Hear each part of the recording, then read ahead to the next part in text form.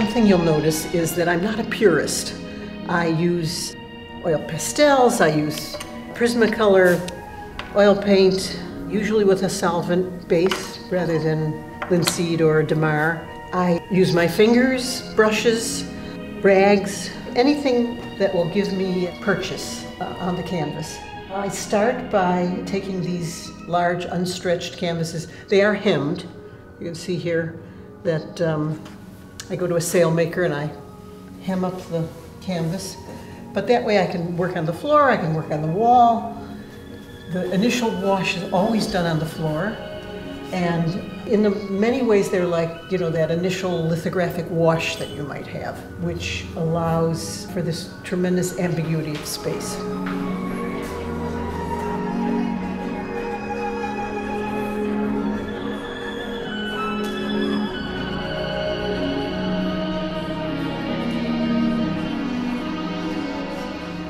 The exhibition that I'm going to have at Jack Rutberg Fine Arts in Los Angeles is a bit of a retrospective because it's part of Pacific Standard Time. Therefore, it starts in the 1970s when I first came to Los Angeles. I had come from Ann Arbor, Michigan, where I had first been a student and then ultimately taught at Eastern Michigan University. And in coming to Los Angeles in the 1970s, I overlap a whole decade with the Pacific Standard Time, which emphasizes and concentrates on 1945 to 1980. So at least there's a 10-year overlap. In bringing this exhibition of Ruth Weisberg to light, we are presenting an artist of truly unique vision.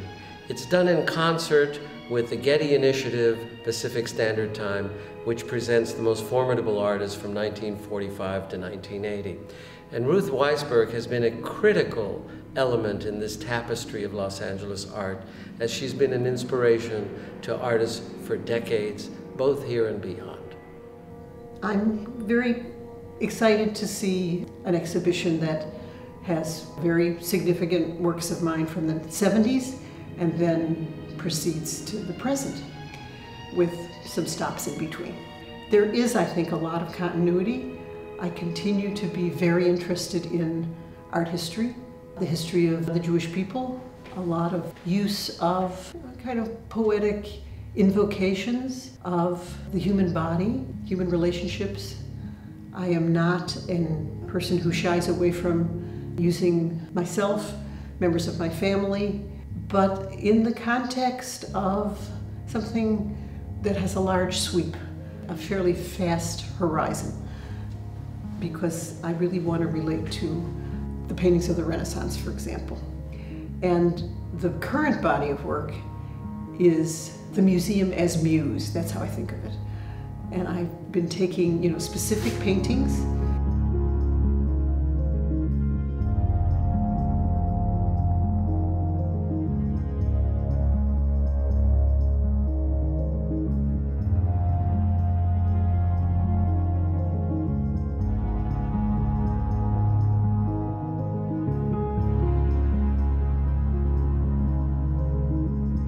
So this is the choice between Virtue and Vice by Paolo Veronese, Venetian Renaissance painter, great painter. And it lives at the Frick in New York, and I've always been very intrigued by it, and then recently decided to be in dialogue with this particular painting. So this is my version. It's not quite finished. I have inserted my daughter-in-law, Laura, who is entering the scene instead of the figure of Vice that you see in the Veronese. She becomes the third, important protagonist in the painting. I have allowed the figures to really kind of interact also with the paint in a very different way than Veronese. Veronese is very opaque, it's very concrete, shimmering. It's a beautiful painting. I'm not trying to imitate his painting, I'm trying to interrogate it, pay homage to it, emulate it. So it's a much more freewheeling relationship and very exciting to work with. You have the ambiguity of which space this figure is in, and the color field tends to unite them. Some of the perspectival drawing tends to distance them, so there's a tension.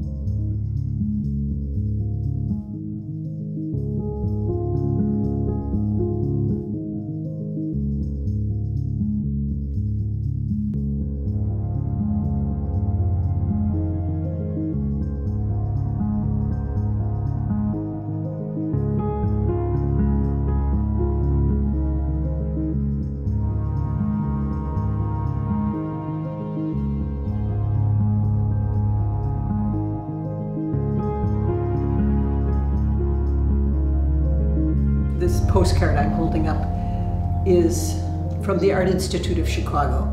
And I have to admit that the Art Institute takes pride of place of all the museums in the world in terms of my relationship. I grew up in Chicago. I spent an enormous amount of time there. First 10 years of my art training were there, from the age of 6 to the age of 16. And it really is the collection that formed me in many ways. Part of this interrogation of the different paintings is autobiographical. And I went back to two great favorites from my childhood, one being Corot's Interrupted Reading. This is a 19th century French painting. She is, however, dressed as if she is Italian. He went to Italy and then brought back costumes for his French models so that they would look more Italian. And I like that. I like that he's reenacting something that he's pretending to be in Italy. And I am then incorporating, not pretending to be Corot, but in other words, there's layers of reenactment that are going on. In this painting, there is the insertion of my daughter, Alicia, who is being interrupted in her reading.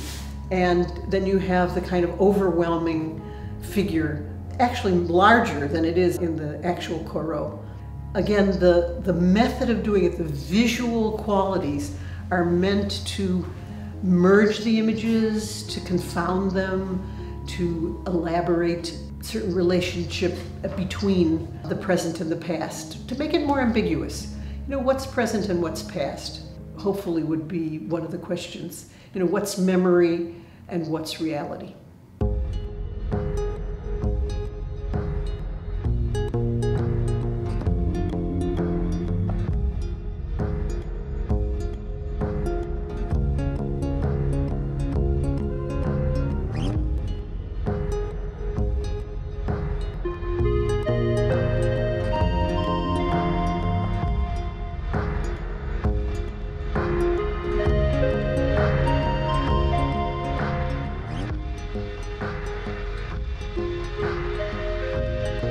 This is another painting from the Chicago Art Institute. It is a Tintoretto. It's called Tarquin and Lucretia. It's a ravishing, and it fascinated me as a young girl. It was so sexy, and you know, what was happening. The movement in the painting is also so beautifully depicted. The breaking of the pearls, all the details really add to the emotional qualities of the image, and I have tried to take the emotional qualities and introduce, again, the present tense and introduce a kind of interlocutor. So in the painting you have a third figure who is going into the distance. Is she avoiding them? Is she leaving them? Is she going towards them? I have tried to build in a lot of ambiguity so that you can bring your own story or imagine your own history when you're looking at this painting.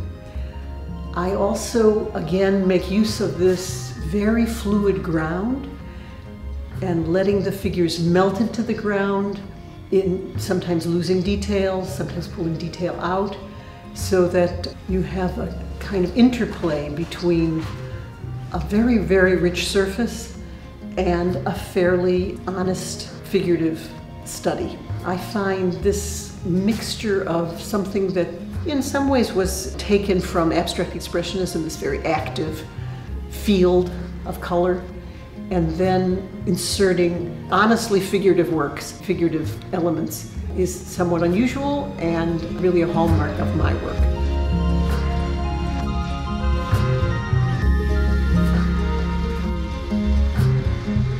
What has always intrigued me in presenting the works of an artist is to find those artists with a unique voice, a unique vision. And Ruth has this ability to create these sort of dreamscapes where we reflect upon the works of past masters, but we are subtly part of this equation. Ruth is inserting herself and her friends and family within these tableaus, and we then get to participate in a sense of projection. What if artists of the past were functioning in our own time? What if the artist herself was functioning in another era? So it's a sort of reflection of both memory and possibilities.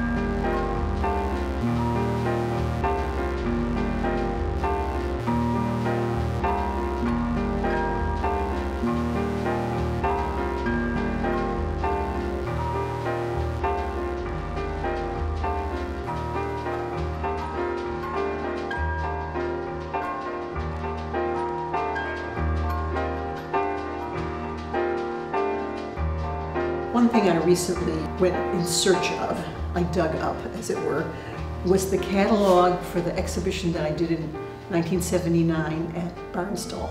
I'm really thrilled to see that the introduction, which is by June Wayne, and she talks about me as a lithographer primarily. This particular decade, I did not paint. I was really devoted to drawing, sometimes very large scale, 20-foot drawings, and very large lithographs based on a lot of washes. So the cover is La Commedia è finita. The comedy is over. It's just kind of wonderful to revisit something that I haven't been in touch with for a long time, which is this particular decade of my work. And I'm thrilled that I'm going to get to share some of it with a larger public again.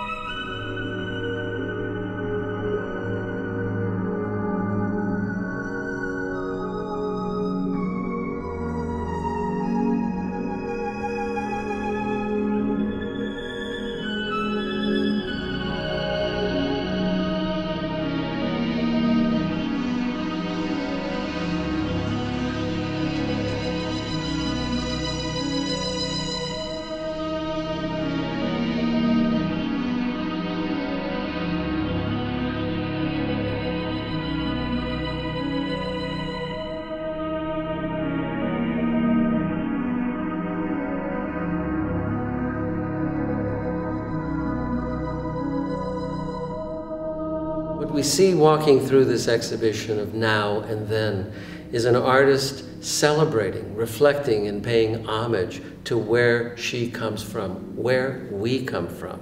In a time when artists tend to engage the world in a very cynical view, Ruth Weisberg celebrates art from the beginning to the end, and we are, in fact, now and then.